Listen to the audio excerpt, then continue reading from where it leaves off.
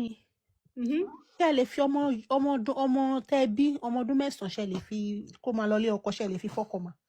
That was the reason tí mo ṣe sọ wípé no, èmi kàn tẹ̀ ṣì béèrè lọ́wọ́ yín ni personally pé you as a person. Yes, tó bá yẹ pé time tí mo wà time tí wọ́n ti kọ Quran yẹn ni. Tó bá yẹ pé nǹkan tí wọ́n practice níbẹ̀ ni mi ò ní option nǹkan yẹn náà ni ma practice. That is what I'm trying to say. Oh, okay. Nǹkan tẹ́ ń sọ ń sìn ni pé ọmọ yín ọmọ ọdún 4, ọmọ ọdún 8, 9 tó tí ò ti ṣe nǹkan oṣù ẹ lè fà lé ọkọ lọ́wọ́ ká ní pé time tí wọ́n kọ Quran ní nǹkan tẹ́ ń fi dé mi. Because yes, because ẹjọ́ 1 minute mo fẹ́ fìdí nǹkan kan múlẹ̀. Wọ́n ní pé nígbà tí wọ́n kọ Quran ṣe mọ̀ pé Rasulullah náà ó fẹ́ Aisha lọ́mọ ọdún 4 ó dẹ̀ bá sùn lọ́mọ ọdún 9. So ìyá wa princess ń Princess Bank wọ́n sọ fún wa ń sìn pé ká ní pé during the time of Muhammadu ni àbí tó bá jẹ́ pé a mọ̀ pé Quran ó wà fún today, tomorrow and forever. So ìsìn ìyá wa ń fìdí ọ̀rọ̀ aláàmúlẹ̀ ni pé ọmọ àwọn táwọn bí tán dẹ̀jẹ̀lé lórí àwọn lè fi fún ọkùnrin kó máa bá sùn ní ọmọ ọdún 8, ọmọ ọdún 9 àtọmọ ọdún 10 ìyá wa láwọn lè ṣe lára àwọn ọmọ kódà. Mo ní yes tó bá jẹ́ pé táàmù tí wọ́n kọ Quran yẹn time yẹn ni wọ́n that is why tí mo kọ́kọ́ sọ statement. Ṣé Quran ti wà outdated ni ìyá mi? Let me say something. There's nothing like the Quran is outdated. The concept is there. Ẹ̀yin lẹ máa mọ̀ bẹ́ ṣe máa modify concept yẹn to fit the current situation. And that was why but princess hold on ẹ má bí ọ̀rọ̀ yóò ṣọ̀rọ̀ yín rárá o ṣe ìṣe wa princess hold on princess ṣé Allah ṣé ó mọ ọjọ́ iwájú? Okay, then if that is the case maybe ẹni sùn ṣé Allah mọ ọjọ́ iwájú? Yes, I can say. Okay, remember. Hold on. Ṣé Allah mọ̀ wípé tó bá ń dó ọmọdé ó lè ya òbò wọn mọ́ ìdí wọn? Ṣé Allah ó mọ science débẹ̀? Who are you calling Allah? Are you calling Allah Muhammad? Let's clear that first. No, Allah subhanahu wa ta'ala. Allah. Which is the one that nobody knows, nobody sees, but we believe is in existence. And that is supposed I don't believe in Allah, but Muslim did. Okay. So ṣé Allah ṣé ó mọ science? Hold on. Ṣé o pé according to Quran, wọ́n ní Allah ló dá wa. Ó mọ wájú, ó mọ ẹ̀yìn. So now, ṣé Allah ṣó mọ science débi wípé there is health challenge when a grown-up man is having sexual intercourse with a little girl? Does Allah know science to that level? Okay, is Allah that wrote the Quran? Is Allah that revealed the Quran to another? He revealed it, and we as human beings interpreted it in the way we understood it. Hello, ma. My question is, does Allah has the knowledge of science to know that when a grown-up man is having sexual intercourse with a little girl, ó máa fa fictulus fún ọmọ yẹn? Ṣé Allah mọ̀ bẹ́ẹ̀? So you're asking me that question, I will answer you in the way I can answer it, and that is simply Muhammad did not write the Quran completely. It's a collection of different things, and Allah will inspire everybody in their own way. Allah ló inspire Ọlọ́run mọ̀ pa ẹjọ́ Ọlọ́run mọ̀ pa. Okay, when you say Allah, who is actually that entity that is called Allah, that is called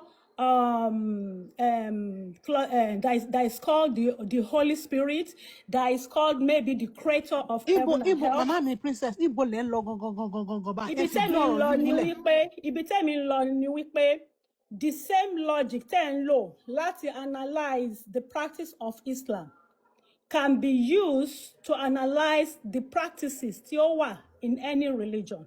And that is because àwọn ọmọ tí wọ́n dá religion yẹn sílẹ̀, like Prophet Muhammad, he was born into a culture. And our culture yẹn máa ń supersede our religion tó ti wà nílẹ̀ tẹ́lẹ̀. So téèyàn bá dé, you can choose and pick. Wàá mélè, depending of nǹkan tí o bá agree wípé nǹkan tó suit ẹ̀sìn. Okay, ẹ jẹ́ ká ṣe báyìí, ìyá mi Prince.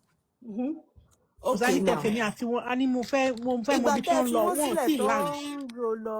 Òmùrùn ni màmá mi ẹjọ́ ní ṣókí láàrin 1 minute, ẹ round up, ẹ fìdí ibi tẹ́ ẹ lọ gangan. So what I'm actually saying is, for you to be able to analyze and say this practice tí àwọn Muslims tó fi sílẹ̀, àwọn Sabians ni wọ́n ní, àwọn èèyàn kan ni wọ́n ní. The issue is kí ni culture àwọn tó wà ní ìlú yẹn kó tó jẹ́ pé Prophet Muhammad or the concept of Allah came into existence. Kí ni àwọn ìgbàgbọ́ wọn?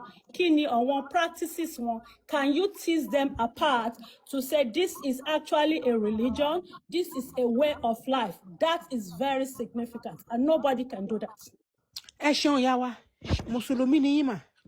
I used to be a Muslim and I'm a Christian now, so I have the ability to combine all together. I'm a free thinker. You are a free thinker, see? Yes. Okay.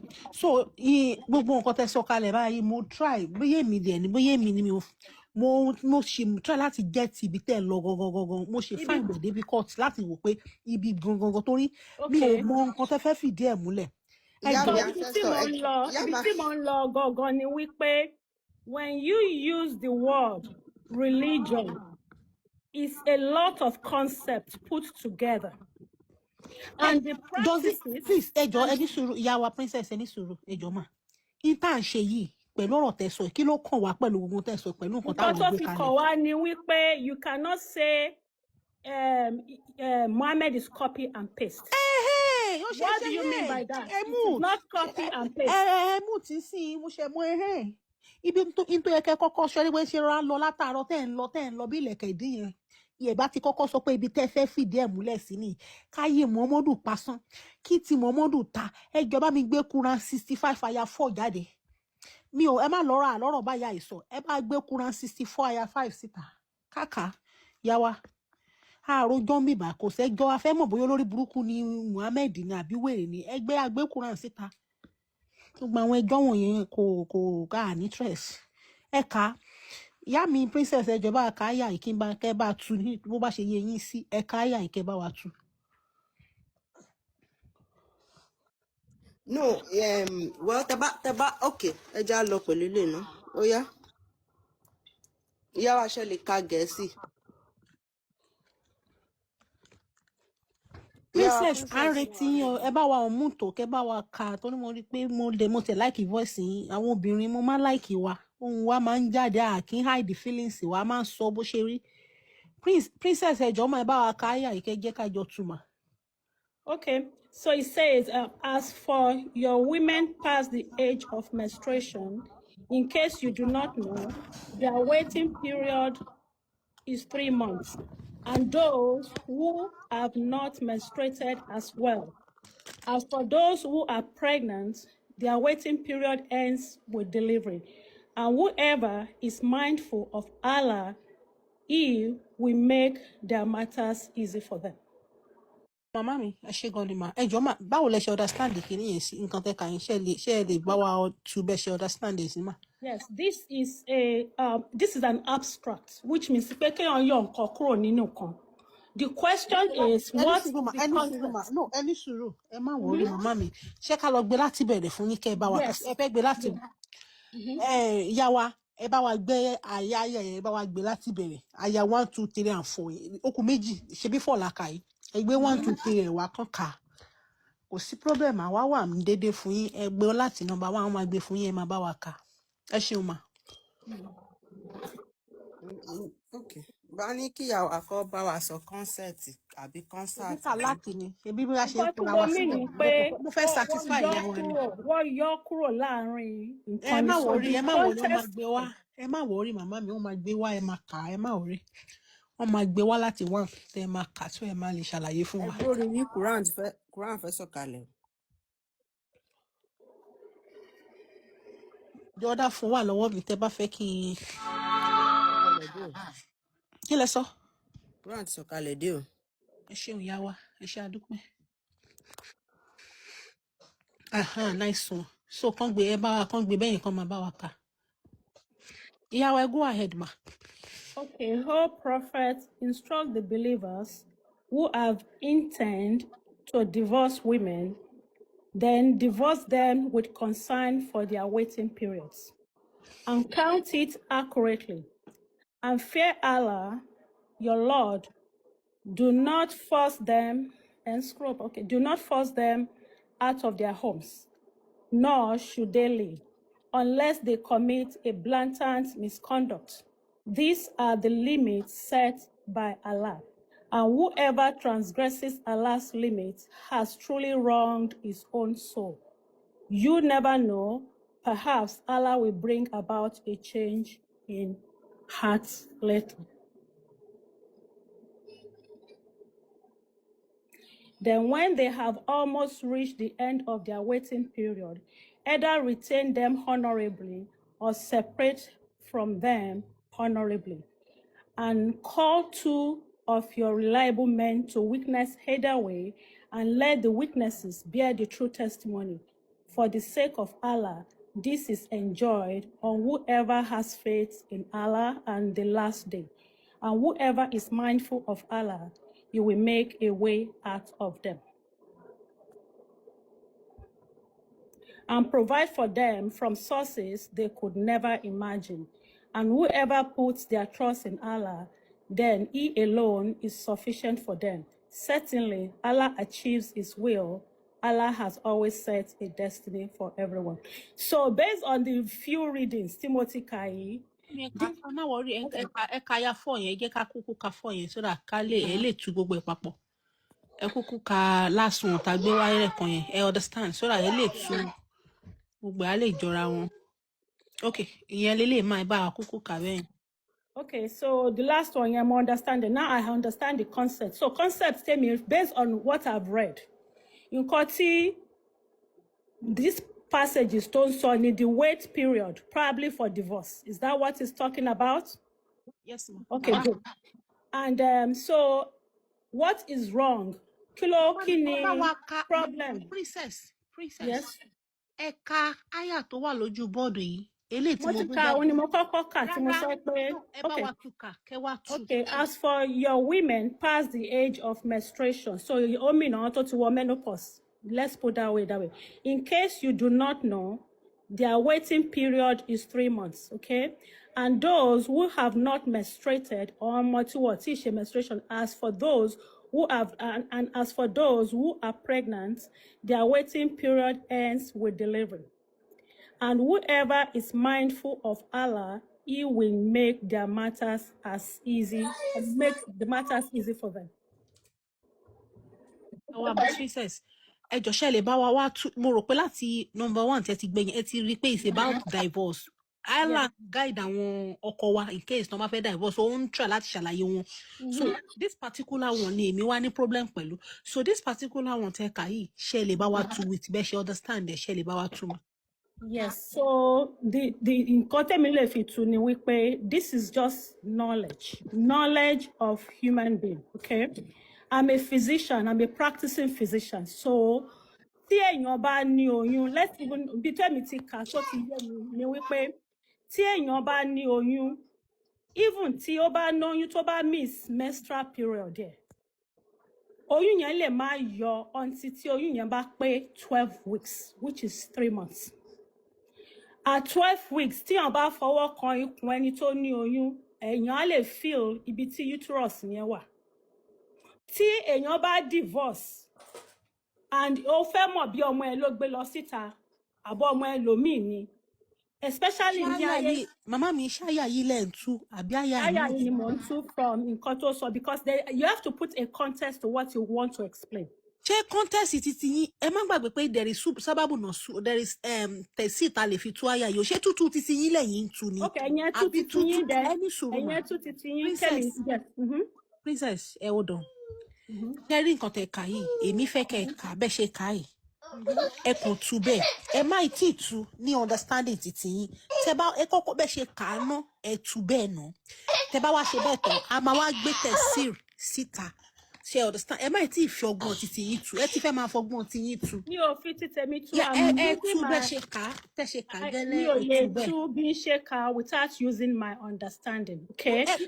No, màmá mi, màmá mi ẹ jọ̀ọ́ ẹ má bínú, princess ẹ jọ̀ọ́ àǹtí mi, mo bẹ̀ yín lórúkọ lójú. Ẹ̀yin ẹ ti kà fún wa. Princess, àwọn wo ni ò tí máa ṣe nǹkan oṣù tó ní kẹ́kọ̀ọ́ ńlẹ̀ yẹn? Okay, there's a waiting period. Remember, it says a waiting period. A waiting period means wípé time tẹ́ gbọ́dọ̀ dúró kó tó di pé gbogbo nǹkan yẹn tó máa fi ṣẹlẹ̀ bí ẹ fẹ́ kọ̀yàn sílẹ̀ or not. Remember the all the verses, the main contest or the main topic here is a waiting period. Yes. So ọmọ tí ò bá tí ì ṣe nǹkan oṣù tí ó bá bẹ̀rẹ̀ the issue of èèyàn ṣe nǹkan oṣù kò ṣe nǹkan oṣù, there's what they call ẹni tí ò ṣe nǹkan oṣù lóyún. I just want you to understand that.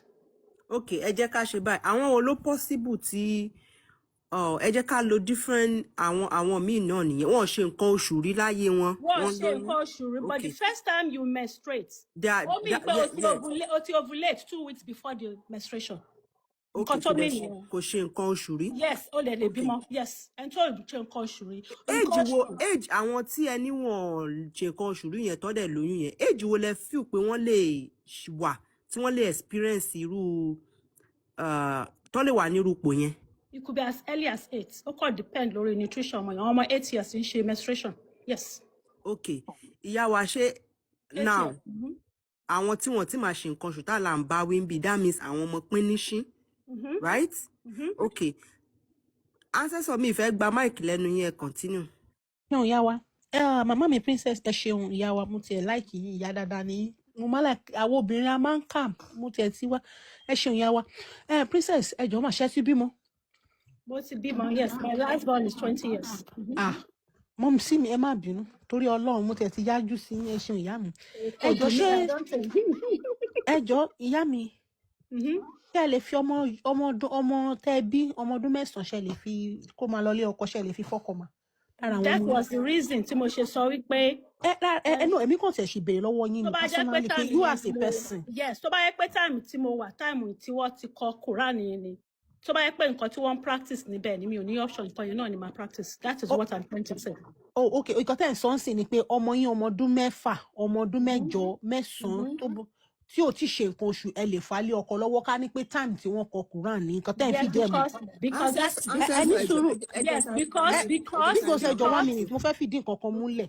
Wọ́n ní pé nígbà tí wọ́n kọ Quran ṣe mọ̀ pé Rasulullah náà ó fẹ́ Aisha lọ́mọ ọdún 4, ó dẹ̀ bá sùn lọ́mọ ọdún 9. So ìyá wa princess ń sìn, Princess Bank wọ́n sọ fún wa ń sìn pé ká ní pé during the time of Muhammadu ni àbí tó bá jẹ́ pé a mọ̀ pé Quran ó wà fún today, tomorrow and forever. So ìsìn ìyá wa ń fìdí ọ̀rọ̀ aláàmúlẹ̀ ni pé ọmọ àwọn táwọn òbí tán dẹ̀jẹ̀lé lórí àwọn lè fi fún ọkùnrin kó máa bá sùn ní ọmọ ọdún 8, ọmọ ọdún 9 àtọmọ ọdún 10. Ìyá wa láwọn lè ṣe lára àwọn ọmọ wọn kódà. Mo ní yes, tó bá jẹ́ pé táàmù tí wọ́n kọ Quran yẹn, táàmù yẹn ni that is why tí mo kọ́kọ́ sọ statement. Ṣé Quran ti wà outdated ni ìyá mi?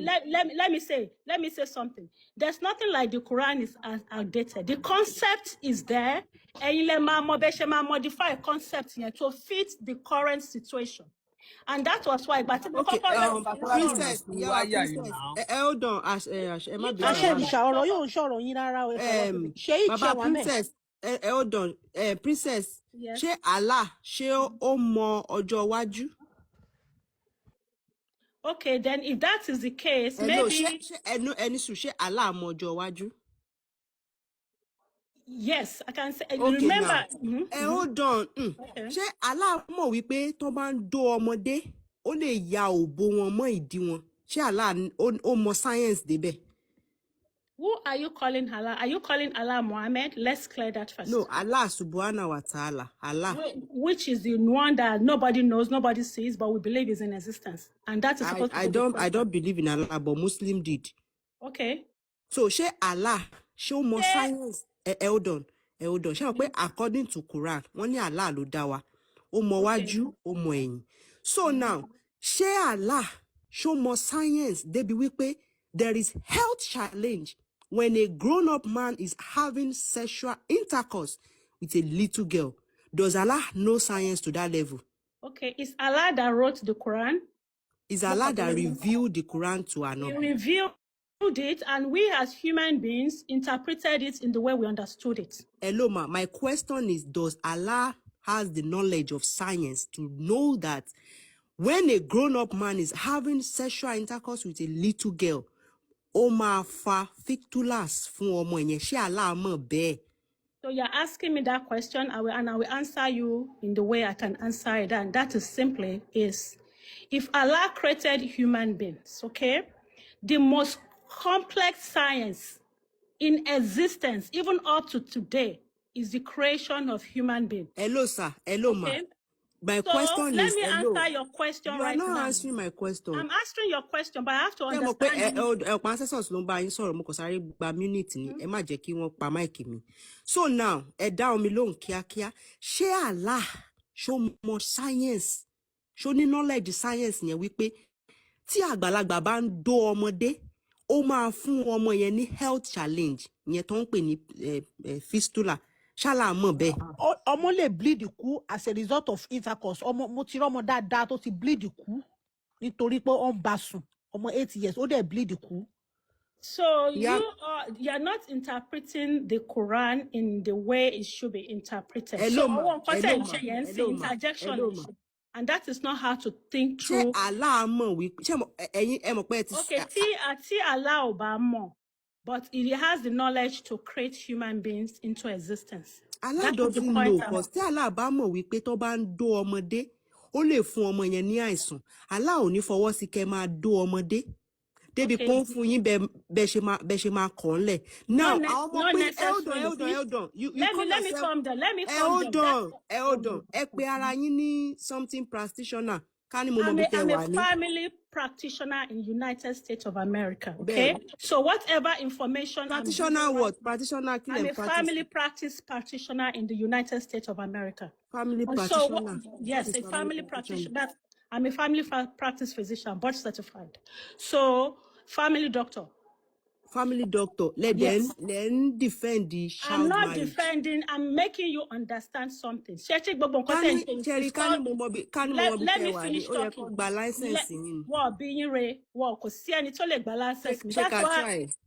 Try it and see. And that is why I'm saying, listen to me.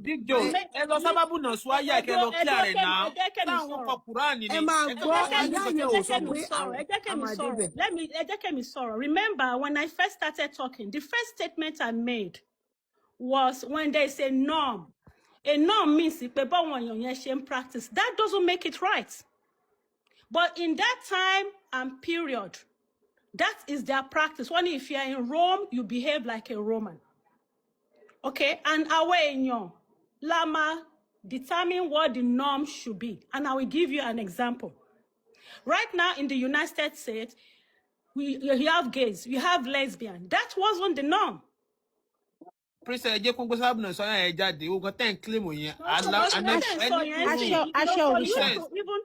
to even want to threaten my license because of it's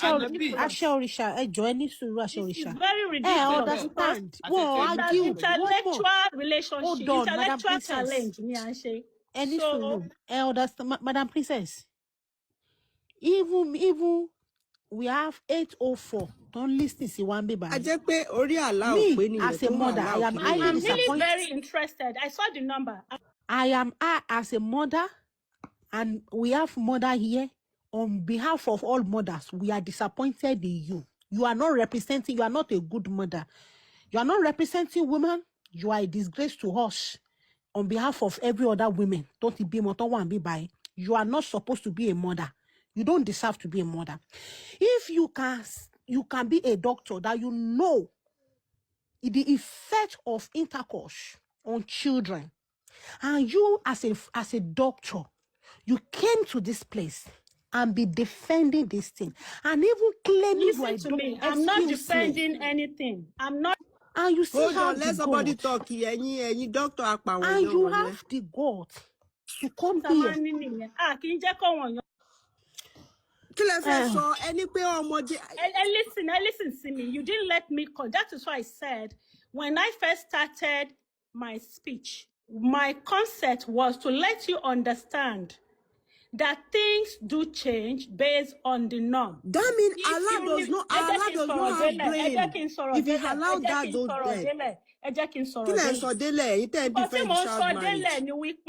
do not interpret that Quran with modern things. Okay, Now you do the interpretation. Let me bring so it back. my interpretation was based on the time when this thing was in existence. That was the norm. Okay, hold on. Let me finish. Prince, Hold on. The issue of hold on, Prince. If that is the practice of then, Allah wa wise enough. The implication, the result, tí ká máa bá ọmọdé sùn, ó yẹ kí Allah ní knowledge yẹn wípé there will be a side effect.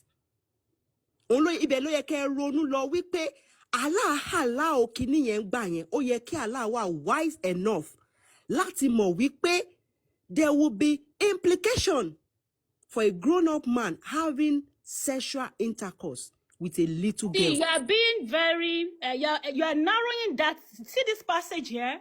Mi ò tí carry, but it's a very intense way of looking at things. Ní passage tẹ́ mi ká yẹn, èmi ò rí ọmọ 8 years tó dárúkọ, and so we're trying to analyze. Okay, àwọn wo ni o tí máa ṣe nǹkan oṣù?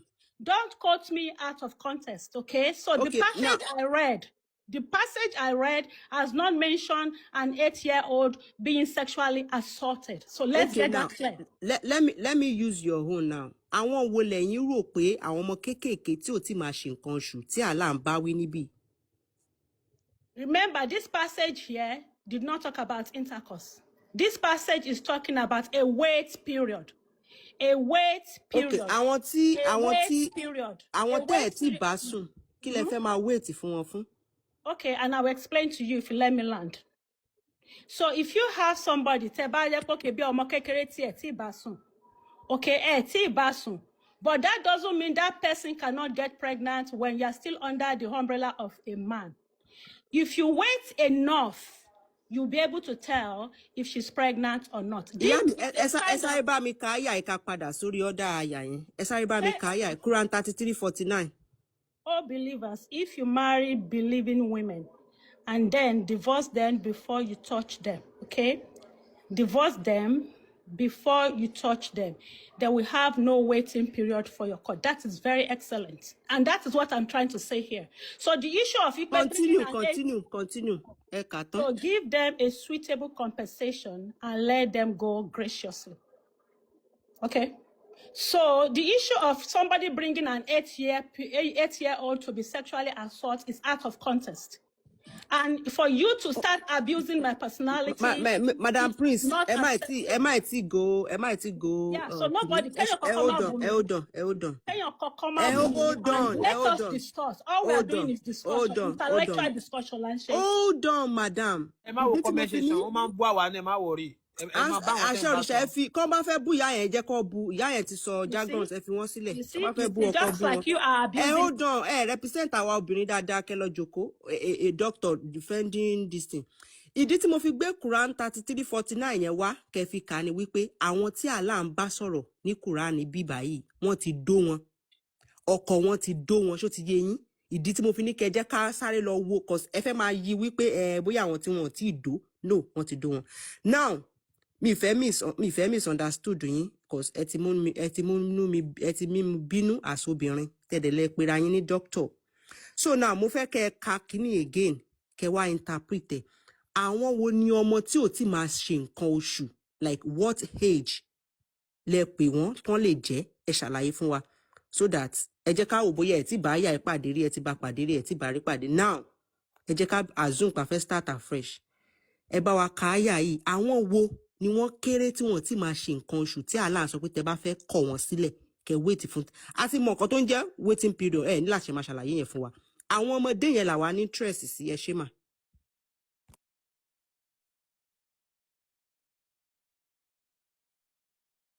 tán máìkì yín kẹ́ tẹ̀síwájú.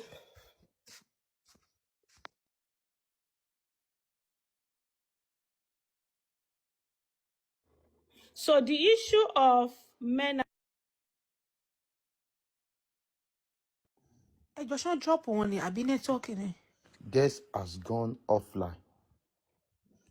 Offline. She left. Well, I'm a big gba license as no, doctor. ẹ jẹ́ kí bàbá ẹgbẹ́rẹ́ mi ti sọ̀rọ̀. Big Jos, ẹ má sọ bẹ́ẹ̀ yẹn. Tẹ́ bá ti ń sọ bẹ́ẹ̀ yẹn, ẹ ní jẹ́ kí wọ́n sọ̀rọ̀ dáadáa. Ẹ jẹ́ kí wọ́n sọ̀rọ̀ dáadáa. Ṣé kí nǹkan tí mo ń sọ?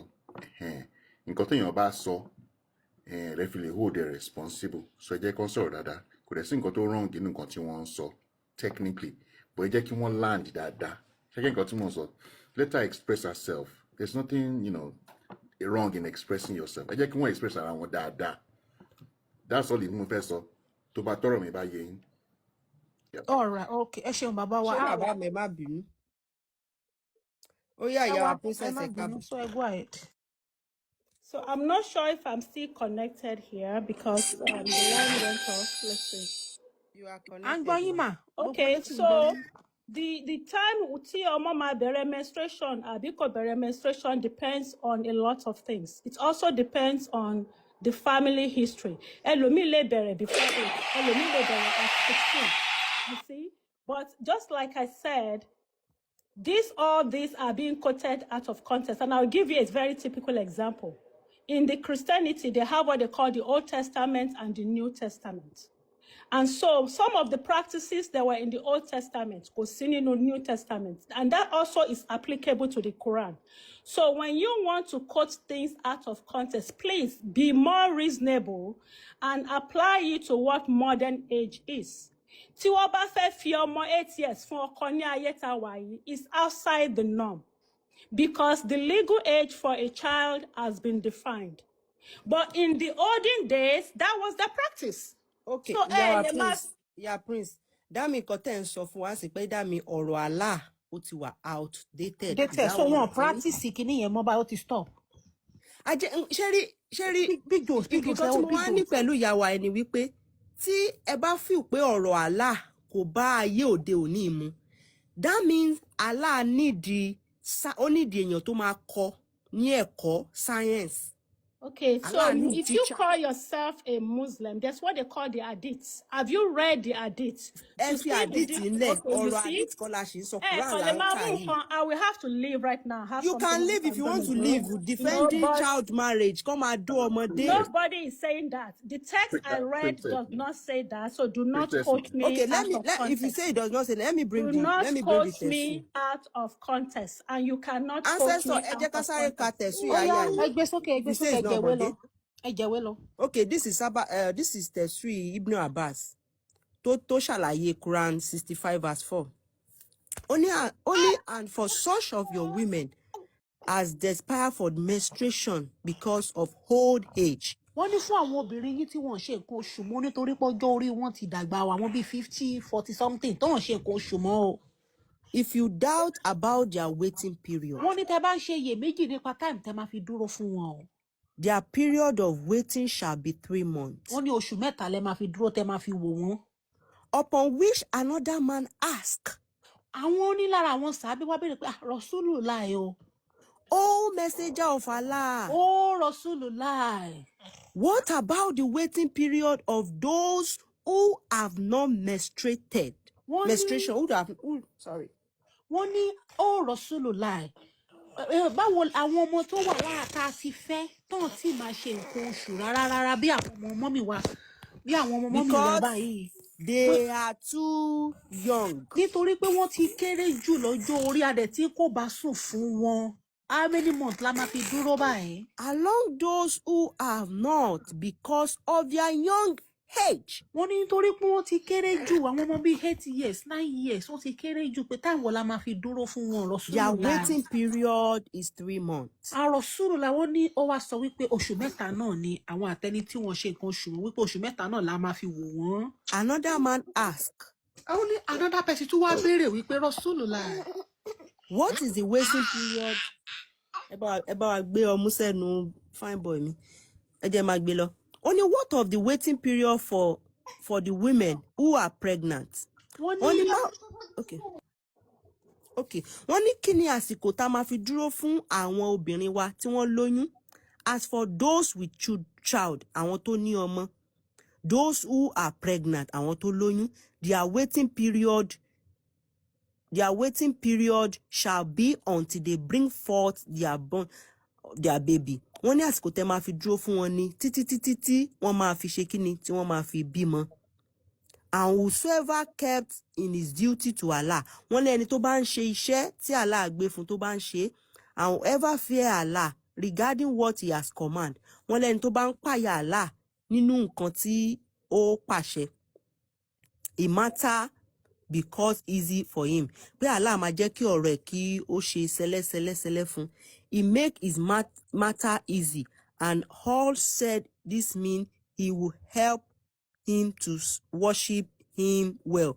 Allah ni ó máa jẹ́ kí ọ̀rọ̀ ẹ̀ kí ó lọ ní sẹ́lẹ́sẹ́lẹ́. Ó dẹ̀ máa jẹ́ kí ẹnìyẹn máa sìn ní kó máa jọ́sìn fún dáadáa bí ó ṣe wù. So ìyá mi, mo fẹ́ béèrè lọ́wọ́ yín, ẹ calm down nísìnyí tó bá yẹ pé ṣe dé bí bó ṣe ń gbóná ẹ fẹ́ defend ẹ fẹ́ ṣe. Mo fẹ́ kẹ́ wà sincere according to àwọn ìwé tẹ́ ẹ kà, according to ẹ̀kọ́ tí ẹ ní. Kí ni health challenge? Ṣé mo lè pè ní health challenge tí ó lè occur tá bá ń bá ọmọ kékeré sùn? So that's a totally different question, okay? But in the context of this waiting period, that, oh my goodness. Yes, I'm going to analyze. To buy a question me. Sure, related more. Kí ni health implication? So there are so many health implications. The first thing is it a consensual thing like they are still in that Nigeria, they still follow the Quran, they practice the religion, they have a lot of complications also due to maybe fistula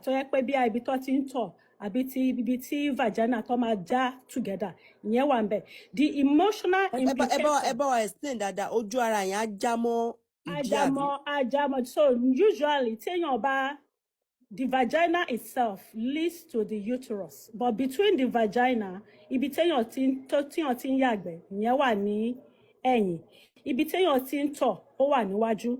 so because the vagina itself has to be well lubricated, intercourse occur.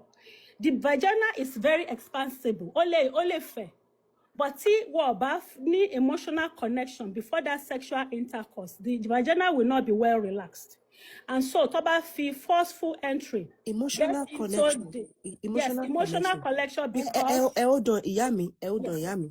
Egeremi te má bínú. Ẹ jọ̀ọ́ ṣé ọmọdé ṣó ti lè secrete. I'm not talking in the context of ọmọdé. I repeat again, I'm talking in the context of the health implication. Let me finish what I'm saying. Oh my goodness. So emotional connection mean pé oru ọmọdé yẹn ó lè má consent. Hello, mommy. Ẹ má bínú. Tẹ́ bá sọ̀rọ̀ emotional. Hold on. At least I'm talking based on my skill. Hold on, ma. Tẹ́ bá sọ emotional connection. Èmi ti dó èèyàn rí tó yẹ pé mi ò nífẹ̀ẹ́ láti ṣe kò dẹ̀ ìyẹn ò já ìdíbi papọ̀. So ẹ má lọ síbẹ̀. Now, hold on. So don't bring that to this conversation. Okay, you're asking me a question. So now, hold on.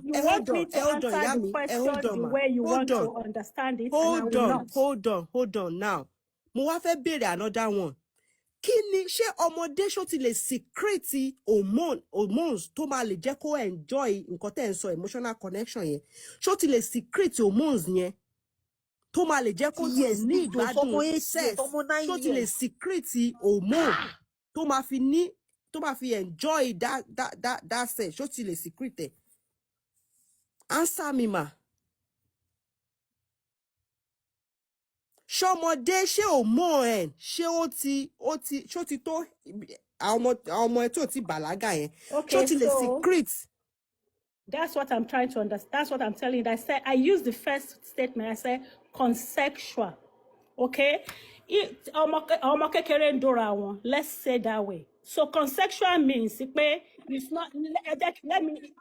You can't cut me off. Madam, do you even know what you are saying? Listen to me. You can't cut me off mid-sentence. Let me make a statement. Teba bere jolowo mi. As a result of the last person I was explaining to said, please tell us the the health risk. That was what I was trying to explain. And I was explaining that health risk without an age indication. So is that what you want? I'm not a nurse. You are mistaken. I'm not a nurse. I'm a double board certified physician. I'm very happy that I'm in this discussion. But if you people will listen to other people's opinion, that would be better. I was very interested in tó bá ṣe wípé kíní kò sí ọ̀ tó béèrè iṣẹ́ tẹ̀ ń ṣe lọ́wọ́ yín èmi mo ṣe wà yìí mo ti wà lórí TikTok for years kò sẹ́ni bọ̀ tó mọ̀ nǹkan tí mo ṣe. reason tell me profile mi ò níṣẹ́ yẹn. hold on ma you are there mi jẹjẹjẹjẹjẹjẹ ẹ kàn pariwo ni ẹ mi ò sọ bẹ́ẹ̀ má bú mi. má bú yín kò sẹ́ represent obìnrin dáadáa. èmi ò ní bú ẹ but mo fẹ́ pé kó máa listen to other people's opinion. We must not agree. Okay, we must not agree. Sheikh Mayash can continue. But listen, Sarawa. We must not agree. This is just an intellectual. Sheikh Mayash, Sheikh Mayash, are you there? It's an intellectual challenge. You don't. The reason I said that concept, the one Timo Kanye, Tony waiting period. Then that was the reason I disclosed my identity so that you understand where I'm coming from. I do not need anybody's praise. I just want you to get that clear. Because what you said in context of kò wà relevant sí cause kò wà relevant sọ̀rọ̀ tá à ń sọ yìí cause kò mú ọpọlọ dání for you calling yourself. That is what you think, but the waiting period I was talking about, that particular passage was using the word 3 months. And I understood that very well. We know, that's what we are talking about. So, but you keep bringing in the issue of an 8-year-old, which was out of context, okay? So if you are bringing that, are you telling me? Yeah, because I 1 minute. Madam Princess, mo are very sure pé àwọn conversation wa yìí, on my cut it out. And I will want you, I will tag you, I'll follow you. I will tag you. Don't follow me. If you follow me, I will tag you to come and listen to yourself. All this conversation. Yeah, no, I'm telling you again. Are going to listen. I'm telling you again that you are quoting this verse allow me to land. Okay? I'm not telling you that an 8-year and Madam, allow me to land. Emma repeat, Emma one gbọ́ conversation, Emma take time yìí, Emma one padà gbọ́ conversation yìí.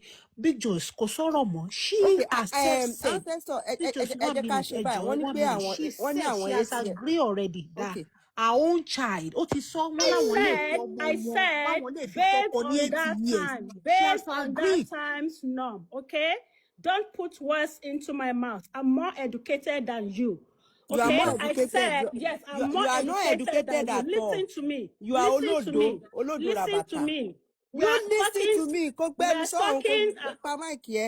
You listen to me. You are more educated. What kind of educated are you? I'm not sure why you are. But I can't tell. Princess Eniso. Let them stop abusing. Let them stop abusing.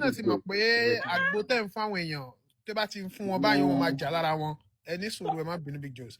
Yeah, my sister, you never been Princess Eniso. Àwọn ìyá wa ti bá yín sọ̀rọ̀. I'm just talking. Ẹni sùúrù lẹ mute. Àwọn ìyá wa ti bá yín sọ̀rọ̀. Mo dẹ̀ a dẹ̀ ti gbọ́ gbogbo conversation kan tẹ́ fẹ́ sọ. So jẹ́ kí ẹ gẹ́rẹ́ mi tì ẹ bá sọ tẹ́ fẹ́ bá wọn sọ kí n tó sọ̀rọ̀ ẹ ṣe. Princess, yes. Ẹ káàbọ̀ sórí ètò wa. Ẹ dẹ̀ kú iṣẹ́. And I'm glad you said you are a practitioner. Now, kí ni nǹkan tí wọ́n ń pè ní Sunnah Ànábì? Ma. Those are practices, okay? I'm not sure why.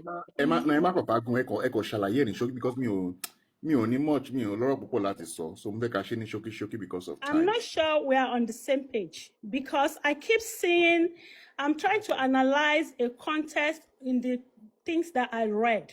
You know, and where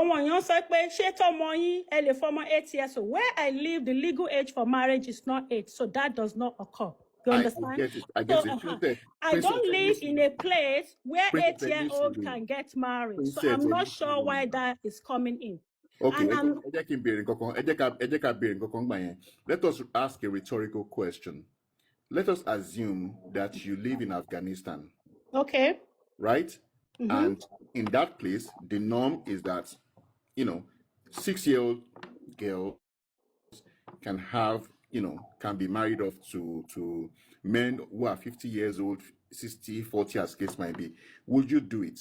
If I live in Afghanistan, okay, in this modern world, and I know this complication, I will become an advocate to fight against such. Okay, thank you very much. That is what I will do. Thank you very much. Now, Shemape, one of the key tenets of Islam is that in Koti Anobibati, right? It is anything that he does is a good thing, and you guys are supposed to follow it. That is not true, because I not be a Wamoto, but going Wamoto and war plane. So what are you people telling me? No, any suruma. Are you not Entrika? Are you not plane one anytime and I not be? So when the people are interpreting the Quran, am I interpreted in the context of the days when it was done? Princess, analogy here is a false analogy. Moto yato si iwa. Iwa yato si pe moto wa mo lo moto. So that your analogy, ma'am, is false. So now, can I ask you a simple question? Can I ask you a simple question? I also want to ask you a question. You will ask me, but take any suruma. Shema white she transversical reconstructions, man. It can be done for a lot of things, even including multiple pregnancies. So the issue, I'm not understanding the context in which you are coming with your questions, and that is the one. You don't need to understand. I'm taking you somewhere. And you continue. Now, here's the thing. In Islam, the general idea is that anything T Anobi Batishe, right? His followers must be able to follow it. Is that true or false? Everybody has the ability to think and apply what they think is true or false, not verbatically. You can also apply your knowledge. That is what I'll tell you. So, in context of one thing, you can do something different from what Anobi does, and you still be a Muslim. Yes, because when you say what Anobi does, is there a particular book, Kamani, where this is what Anobi did? I'm just asking a simple question. Okay. Tell me what the book is. So how do we know what Anobi did? We look at the Hadith. We look at the Quran. Yes. Yes. Good. So if Anobi did it, and it is in the books, in any of the Muslim books that have been approved by your scholars, right? So no Anobi ni wípé ẹ̀yin Mùsùlùmí náà kẹtẹ̀lé. Àbí bẹ́ẹ̀ kọ́? That is what it says. Yes, that is what the book says. Okay. Yes. And you are a Muslim? I used to be a Muslim. I'm not a Muslim anymore. That's what I said. Okay. All right. That's fine. Now, in spite of the norm, Boya, in the context of Arabia in the 7th century, and in the context of Afghanistan today, you, as a board-certified medical practitioner, right? Can you, in any way, shape, or form, and before you answer, your Hippocratic oaths, your beneficence, to do no harm, right? As a practitioner, get to that question here. Can you, as a practitioner, in spite of the norm, right, share masawipe in konti Anobi share right by that child who is 9 years old? I cannot say that because I do not know the context in which the norms were made when Anobi irrespective of context. Okay, irrespective of context. Okay, let me answer you. Irrespective of context, okay? Every state has a legal age for marriage. So that is why as a medical practitioner, right? The fact that you have attested to that oath and you are practicing, pé nǹkan tẹ́nìyẹn ṣe ó wrong ab initio because by your calling is not in a place pé kẹ́ do harm to other people. Yes. Right? Yeah, they were the grossip chair not in harm to other people. Right? Anything else to bá fẹ́ ṣẹlẹ̀ around that case so wọ́n lè wá gbé lọ lọ́kọ̀ tó lọ́kọ̀ tí lè wá sọ pé nìyẹn òun fílẹ̀, but that is for our lawyer ẹ̀yin as medical practitioner ma right tó máa béèrè question in fact tó máa jí yín lójú oorun tí board of mi mọ state ethics practice and board tó wà ń bẹ̀ tó máa pè yín pé nǹkan báyìí ṣẹlẹ̀ in fact kọ́ sọ pé 2000 years ago ló ṣẹlẹ̀ based on your knowledge and your training ó yẹ kẹ́ mọ irú dáhùn tẹ́ máa gbọ́dọ̀ fún wọn irú dáhùn yẹn ni mo fẹ́ kẹ́ fún wa. Okay, so again, I'll go back to what I said before. The society determines the norm. I understand that. So when the society, your norm, that was the first statement I made when I started working. Yami, okay. That's why I sọ fún yín pé táwọn kan bá wà níbì kan tí wọ́n pé wọ́n máa ń para wọn ni. Even today, you as a practitioner, tó máa béèrè lọ́wọ́ yín ṣé bí wọ́n ṣe ń para wọn yẹn ń pé ṣó tọ́ ṣó wà right irrespective of the context. Kill them down. I will not. My question would be to really find out what happened. I'm not saying you see, investigation. I'm not. Then I will not judge. I will not judge what I don't know. I will not make a judgment on what I don't know. Okay. I will only make a judgment on what I know. Well. Yeah, there's nothing you can say, but you can. Yes, I will not make a judgment on what I don't know. There's no need for me to say anything, ma. Okay, thank you. One thing is this, right? Right? Those of you who are in the States, you have heard what she has to say. She has said it convincingly that in spite of anything, even where by her training, in court, wrong. By her training, she's supposed to say it is wrong. She can now leave the case to our lawyers. Kí wọ́n wá lọ sọ bí wọ́n fẹ́ convict ẹni yẹn ni o, bí wọ́n fẹ́ release ìyẹn o conductor. Yeah, but you know that you don't think the way I think, so you need to no, everybody's perspective. Okay, and so my take home from everything we've been talking about. I'm done. You mean you are done, but you say so statement me and I'll leave you alone. So if you are in the States, right? Your princess, she's a medical practitioner. Element states you want him practice, but there are things that the board would like to hear because one have to understand why someone who is a board certified practitioner, board certified, she said, double board certified me, FCAP, I don't know what other distance she has, right? Why she's going to say that on a live in public. So what did I say? Can you please quote what I said? No, I don't need to quote anything. Okay, I didn't say anything, and you can record it again. And I did not say anything. But I didn't say anything. Okay. Gbogbo ẹ̀yin ọmọ kóòtù òjíire, ìdí tí ètò ìfiwà ńlẹ̀ náà nìyẹn. Ká bá lè mọ the dangerous tí ẹ̀sìn ti cause to people brain. So, Allah ó fi ọwọ́ sí kí a máa dó ọmọdé kẹ́ máa fẹ́ wọn. Àwọn bàbá wa dẹ̀ ti mọ̀ nǹkan kó tó di pé sáyẹ̀ bẹ̀rẹ̀ sí ní gbogbo àwọn kìíní yẹn gan. Wọ́n ti mọ̀ nǹkan tí ó lè the health implication tó wà nù ẹ̀. Ànábì Muhammad tó gbé ẹ̀sìn òṣìlámù ìwá náà òun náà practice ẹ̀. So ní ilẹ̀ wa àwa ò fẹ́ àwọn ìwà burúkú ìwà àlà. Now from the conversation ta ní pẹ̀lú ìyá princess wọ́n sọ wípé ó ti wà updated. That mean àwọn èèyàn America people tí wọn kì í ṣe adẹ́dá they are more wise than Allah.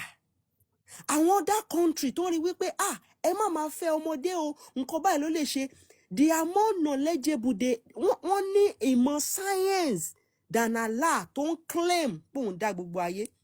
Now, Ànábì Muhammad ṣó fẹ́ ọmọdé, ẹja kàdí tí yìí. Ìyá mi ancestor àbí wọ́n bí báyìí o, ẹ bá wa gbé sókè o. ẹ bá wa gbé sókè. Wọ́n ní ìyá ńlá wa Aisha tí bàbá wa fọkó bá lé ọmọ wọn jẹ́ tí wọ́n bímọ tán fi kú, àwọn ni wọ́n gbá yà yìí wá. Ìyá yín mélòó? Ìyá ńlá wa ìyá princess, that the prophet married her when she was 6 years old. Wọ́n ní Ànábì Muhammad sálàlẹ̀ wàhálà ó fẹ́ òun ní ọmọ ọdún 6. And he consummated his marriage when she was 9 years old. Ó dẹ̀ kó ìbásùn fún òun, ó fún òun ní dọ́gì, ó fún òun ní káógẹ̀, ó fún òun ní kẹ́sẹ̀ sókè, ó fún òun ní missionary nígbà tóun wà ní ọmọ ọdún 9. Ó fọkó bá lé ọmọ yẹn jẹ́, ọmọ yẹn ò rọ́mọ bí tó fi kú. Ishmael said, Ishmael wá fi kún. I have been informed that Aisha remained with prophet for 9 years till his death. Ó ní wọ́n dẹ̀ sọ fún òun pé Aisha ó wà pẹ̀lú ànábì fún odidi ọdún 9 kó tó di pé ànábì jẹ májèlé tó fi gbèkúrú jẹ lọ́wọ́ ẹbọra. Àwọn ìwà yìí ó ń pè é ní súnà ànábì, àwọn kan dẹ̀ ń ṣe. Àfẹ́ ìwà òṣì àfẹ́ nílẹ̀ wa, àfẹ́ kó máa dó àwọn ọmọ wa, àwọn ọmọ kéékèèké kó máa dó wọn ní kéékèèké. Ìyá princess mo máa wá yín kàn níbi tẹ́ bá wà, èmi máa wá yín kàn. Ẹ máa gbọ́ voice record yìí, ẹ máa gbọ́ ní meeting yín, ní meeting ibi iṣẹ́ yín. Ẹ máa gbọ́, mo sọ fún yín.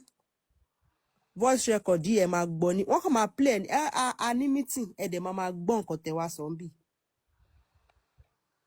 Wá mistura, kí lẹ fẹ́ sọ sí ọ̀rọ̀? Mo rí pé lọ́rọ̀ tó gbénu yìí, kí lẹ fẹ́ sọ tí ìyá obìnrin náà ní, kí lẹ fẹ́ sọ sí tí ìyá wa sọ yẹn? Ṣẹ́rí gbogbo ilé ẹ ó dàn. Ṣẹ́rí mi ní ìṣù pẹ̀lú nǹkan tí ìyá yẹn sọ o, to be sincere. But ó ṣe dókè, ó wá ń sọ you are a doctor. Ta ló béèrè nǹkan tó ń ṣe lọ́wọ́ ẹ̀? Who ask you? Who ask you what you are doing? What I feel as a lady, and she's a give a fuck on what you do. Defending child marriage. She's one of those yourself with that they're already blinded with this our Islam, this thing. And even though she's blinded with her profession alone, pẹ̀lú àwọn proof yẹ kó ti mọ̀ pé why would you say what she said that ká ní pé ọmọ òun ní as at time ìgbà yẹn òun máa jẹ́ kí ọmọ òun ṣe. That's not good for a woman to say for an abiyamọ, like abiyamọ ni so kò yẹ kó sọ. And a medical doctor for that matter. Àbí o. So mo kí gbogbo ilé o. Ẹ̀yin tẹ́ sọ pé bóyá mo wà mo ń bè mo ń ṣe kinní. Just speak. You hold nobody explanation. You hold nobody explanation. Spare me that. You don't need anybody. Ẹni tí o bá ti tẹ́ lọ́rùn kọ́ lọ tẹ̀fẹ̀ nu. You hold nobody explanation. Ìyá sẹ̀ǹtì ọ̀ ẹni sọ̀rọ̀ bàbá mi dẹ̀ ẹ̀jẹ̀ má bínú. Mo ti fẹ́ try láti sọ̀rọ̀ látàárọ̀. So nǹkan tí mo kàn ní bẹ́ẹ̀ ni princess ti sọ̀kalẹ̀. Ìyá Big Joes ẹ kó ohun àtàṣẹṣẹ ọ̀nà. Mo rò pé àwọn èèyàn wa tán tí máa ń darapọ̀ mọ́ wa báyìí tó bá jẹ́ for the first time ó máa ń rí bákan lára wọn, so kò jọ wá lójú. Nǹkan tá a kàn fẹ́ fáyọ̀ bẹ́ẹ̀ náà ni wípé ìyá yẹn kò really understand nǹkan tó ń ṣẹlẹ̀, kò get ara. So ẹ máa rí fún gbàgbọ́. Àṣẹ òrìṣà ẹ má defend ìyá yẹn, ẹ kò sọ̀rọ̀ yín, ẹ má defend Òrìṣà. No, please don't say that because ẹ má sọ pé wọ́n ṣe baby. Hold on, Àṣẹ Òrìṣà. Wọ́n ṣe baby. And that's what I've come to say. Hold on. No. Ọkùnrin ní, please. Ọkùnrin ní Àṣẹ Òrìṣà. This lady actually gbogbo àwọn ọmọ tí ọkùnrin ní Àṣẹ Òrìṣà ẹ jọ̀ọ́ mo bẹ̀ yín ni ẹ hold on. Mo máa bọ́lẹ̀nsì mo ń sùn ní but orin yẹn wà. That lady actually gbogbo àwọn ọmọ tó wà ní environment àti ìlú tó wà ní duty of care. Tí wọ́n bá mọ ibi tó wà ní ó yẹ kán lọ question ẹ̀. Ẹjọ́ ẹ bá wa cut ibẹ̀ yẹn go post ẹ̀. It's so disheartening. This is so disheartening. So you're supporting child marriage, child molestation. Kai. Or ayarin me. Okay, Eka Rosa. I'm going back to bed, Gbogbole. Okay, Gbogbole o. Nǹkan tí mo try láti fẹ́ ṣàlàyé ni wípé òun sọ̀rọ̀ bí Asharis, àgbẹ̀ pé Asharis ọwọ́ now. ibẹ̀ yẹn nìkan náà ni táìmù yẹn nìkan Asharis, wọ́n ẹ ti. fi mátà ilé ń bẹ̀. Ké kí ló máa já yín bọ́ o. Ẹ wá já mi bọ́, màá jẹmu yín, ẹ fi mátà ilé. Kí ni báyìí nìsín ṣé àwọn.